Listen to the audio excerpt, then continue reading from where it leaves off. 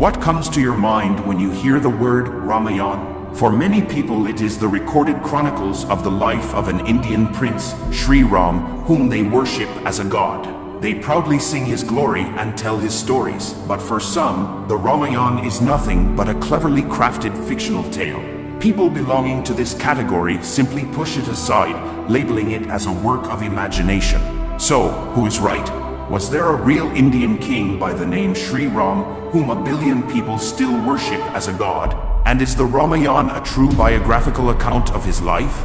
First of all, the Ramayan is no ordinary text. It is one of the most influential texts ever written by any author. The traditional cultures of the whole Indian subcontinent is greatly influenced by it. Scores of generations of adults and children have watched performances and have been listening to its narration for over thousands of years. The events in the Ramayan have been enacted more often than any other story in the world. It is the most important cultural tradition of Thailand, Cambodia, Indonesia, Myanmar, Laos, Nepal, Sri Lanka, and India. It has also been widely prevalent in Singapore, Malaysia, and Vietnam. The Ramayan is the great bond of culture which unites India and the other countries of Southeast Asia. So, if it is the real biographical account of Sri Ram, then we should find some concrete evidence to support his existence in some period. That is why, let us look at perhaps one of the most puzzling evidences first,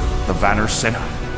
In the Ramayan, Valmiki writes, after Devi Sita, the wife of Sri Ram, was kidnapped by the Lankan king Ravan, Sri Ram and his brother Lakshman set out to find her and save her from the clutches of Ravan. But to do that, first they had to gather an army. So they head to a kingdom named Kishkinda, where a very different group of human-like beings lived. They were powerful and cunning warriors and were called Vanar. Most people mistake them to be just a group of monkeys. But the word Vanar comes from two root words, Ban and Nor.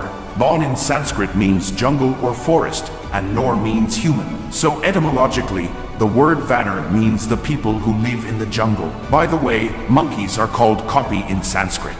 So, if Valmiki had really wanted to talk about a kingdom of monkeys, then he would have probably used the word Kapi instead of Vanar. That is why it is highly possible that the Vanar were a different group of hominid species other than the Homo sapiens. And the Ramayan is the first historical text which describes that human beings shared this planet with a race of intelligent beings. Then it is completely clear that modern humans, or Homo sapiens, and a humanoid species had coexisted at the time when the Ramayan was being written. But still, we cannot call the Vanar as complete humans. They had predominant characteristics of monkeys, such as they were physically much stronger than the humans and exhibited behaviors like restlessness and impatience. Some researchers think they might have gone extinct shortly after the events of the Ramayan because there is very little mention of them in another very important ancient text, the Mahabharata, though these two texts are deeply linked.